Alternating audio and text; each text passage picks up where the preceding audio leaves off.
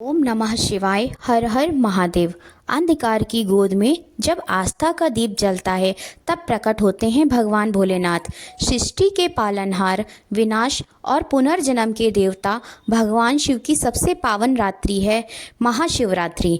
त्याग, तप और शिव भक्ति की सबसे पवित्र रात्रि है महाशिवरात्रि। कहा जाता है इस रात्रि सच्चे मन से किया गया व्रत, शिव कथा का श्रवण और रुद्राभिषेक जीवन के सभी कष्ट हर लेता है और पापों का नाश करता है और मनोकामनाओं की पूर्ति करने वाला है। तो चलिए भक्ति और विश्वास के साथ शुरू करते हैं महाशिवरात्रि व्रत की दिव्य कथा।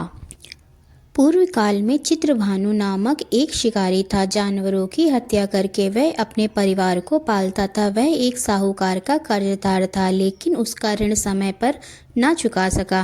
क्रोधित साहूकार ने शिकारी को शिवमठ में बंदी बना लिया। संयोग से उस दिन शिवरात्रि थी। शिकारी ध्यान मग्न होकर शिव संबंधी धार्मिक बातें सुनता रहा। चतुर्दशी को उसने शिवरात्रि व्रत की कथा भी सुनी। शाम होते ही साहूकार ने उसे अपने पास बुलाया और ऋण चुकाने के विषय में बात की। शिकारी अगले दिन सारा ऋण लौटा देने का वचन देकर बंधन से छूट गया। अपनी दिनचर्या की भांति वह जंगल में शिकार के लिए निकला, लेकिन दिन भर बंदी गृह में रहने के कारण भूख प्यास से व्याकुल था। शिकार खोजता हुआ वह बहुत दूर निकल गया। जब अंधकार हो गया तो उसने विचार किया कि रात जंगल में ही बितानी पड़ेगी। वह वन में एक तालाब के किनारे एक बेल के पेड़ पर चढ़कर रात बीतने का इंतजार करने लगा। बिल वृक्ष के नीचे शिवलिंग था जो बिलपत्रों से ढका हुआ था। शिकारी को उसको पता न चला। पड़ाव बनाते समय उसने जो टहनियाँ तोड़ी वे संयोग से शिवलिंग पर गिरती चली गईं। इस प्रकार दिन भर भूखे प्यासे शिकारी का व्रत भी हो गया और शिवलिंग पर बिलपत्र भी चढ़ गए। एक प्रहर रात्रि बीत जाने पर एक गर्भणी हिरणी तालाब पर पानी पीने पहुंची। शिकारी ने धनुष पर तीर चढ़ाकर ज्यों ही प्रत्यंचा खींची।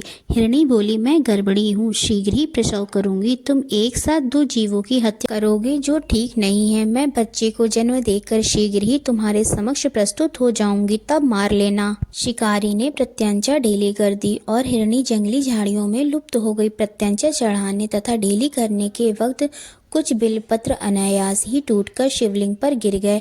इस प्रकार उससे अनजाने में ही प्रथम पहर का पूजन भी संपन्न हो गया। कुछ ही देर बाद एक और हिरणी उधर से निकली। शिकारी की प्रसन्नता का ठिकाना न रहा। समीप आने पर उसने धनुष पर वाण चढ़ाया। तब उसे देख हिरणी ने विनम्रता पूर्वक निवेदन किया, हे शिकारी, मैं थोड़ी देर पहले ऋतु से निवृत्त हुई हूँ, कामातुर विहरणी हूँ, अपने प्रिय की खोज में भटक रही हूँ। मैं अपने पति से मिलकर शीघ्र ही तुम्हारे पास आ जाऊंगी। शिकारी ने उसे भी जाने दिया। 2 बार शिकार को खोकर उसका माथा ठनका। वह चिंता में पड़ गया। रात्रि का आखिरी पहर बीत रहा था। इस बार भी धनुष से लगकर कुछ बेलपत्र शिवलिंग पर जा गिरे तथा दूसरे पहर की पूजन भी संपन्न हो गई। अभी एक अन्य हिरणी अपने बच्चों के साथ उधर से निकली। शिकारी के लिए यह स्वर्णिम अवसर था। उसने धनुष पर तीर चढ़ाने में देरी नहीं लगाई। वह तीर छोड़ने ही वाला था कि हिरणी बोली, हे शिकारी, मैं इन बच्चों को इनके पिता के हवाले करके लौट आऊंगी। इस समय मुझे मत मारो। शिकारी हंसा और बोला, सामने आए शिकार को छोड़ दूं? मैं ऐसा मूर्ख नहीं। इससे पहले मैं 2 बार अपना शिकार खो चुका हूँ। मेरे बच्चे भूख प्यास से व्यग्र हो रहे होंगे। उत्तर में हिरणी ने फिर कहा, जैसे तुम्हें अपने बच्चों की ममता सता रही है, ठीक वैसे ही मुझे भी। हे शिकारी, मेरा विश्वास करो, मैं इन्हें इनके पिता के पास छोड़कर तुरंत लौटने की प्रतिज्ञा करती हूँ। हिरणी का दुख भरा स्वर सुनकर शिकारी को उस पर दया आ गई। उसने उस मृगी को भी जाने दिया। शिकार के अभाव में तथा भूख प्यास से व्याकुल शिकारी अनजाने में ही बेल वृक्ष पर बैठा बेलपत्र तोड़ तोड़कर नीचे फेंकता जा रहा था। पाँव फटने को हुई तो एक हष्ट पुष्ट मृग उसी रास्ते पर आया। शिकारी ने सोच लिया कि इसका शिकार वह अवश्य करेगा। शिकारी की तनी प्रत्यंचा देखकर मृग विनीत स्वर में बोला, हे शिकारी, यदि तुमने मुझसे पूर्व आने वाली 3 मृगियों तथा छोटे छोटे बच्चों को मार डाला है तो मुझे भी मारने में विलंब ना करो, ताकि मुझे उनके वियोग में एक क्षण भी दुख न सहना पड़े। मैं उन हिरणियों का पति हूँ। यदि तुमने उन्हें जीवन दान दिया है तो मुझे भी कुछ क्षण का जीवन देने की कृपा करो। मैं उनसे मिलकर तुम्हारे समक्ष उपस्थित हो जाऊंगा। की बात सुनते ही शिकारी के सामने पूरी रात का घटना चक्र घूम गया। उसने सारी कथा मृग को सुना दी। तब मृग ने कहा, मेरी तीनों पत्नियां जिस प्रकार प्रतिज्ञाबद्ध होकर गई हैं, मेरी मृत्यु से अपने धर्म का पालन नहीं कर पाएंगी। अतः जैसे तुमने उन्हें विश्वास पात्र मानकर छोड़ा है, वैसे ही मुझे भी जाने दो।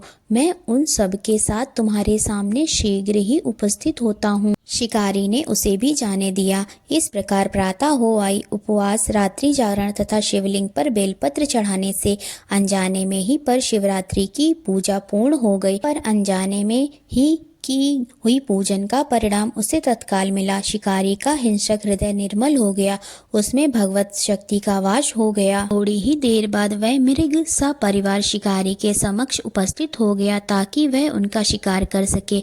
किंतु जंगली पशुओं की ऐसी सत्यता, सात्विकता एवं सामूहिक प्रेम भावना देखकर शिकारी को बड़ी ग्लानि हुई। उसने मृग परिवार को जीवन दान दे दिया। अनजाने में शिवरात्रि के व्रत का पालन करने पर भी शिकारी को मोक्ष की प्राप्ति हुई। जब मृत्यु काल में यमदूत उसके जीव को ले जाने आए तो शिव गणों ने उन्हें वापस भेज दिया तथा शिकारी को शिवलोक ले गए। शिव जी की कृपा से ही अपने इस जन्म में राजा चित्रभानु अपने पिछले जन्म को याद रख पाए तथा महाशिवरात्रि के महत्व को जानकर उसका अगले जन्म में भी पालन कर पाए। शिव कथा का यह संदेश। शिकारी की कथा अनुसार महादेव तो अनजाने में किए गए व्रत का भी फल दे देते हैं, पर वास्तव में महादेव शिकारी की दया भाव से प्रसन्न हुए। अपने परिवार के कष्ट का ध्यान होते हुए भी शिकारी ने मृग के परिवार को जाने दिया।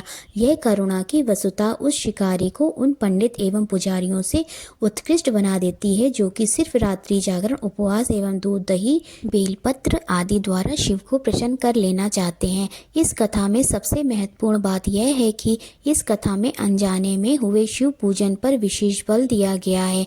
इसका अर्थ यह नहीं है कि शिव किसी भी प्रकार से किए गए पूजन को स्वीकार कर लेते हैं अथवा भोलेनाथ जाने या अनजाने में हुए पूजन में भेद नहीं कर सकते। वास्तव में वह शिकारी शिव पूजन नहीं कर रहा था। इसका अर्थ यह भी हुआ कि वह किसी तरह के किसी फल की कामना भी नहीं कर रहा था। उसने मृग परिवार को समय एवं जीवन दान दिया जो कि शिव पूजन के समान है। शिव का अर्थ ही कल्याण होता है।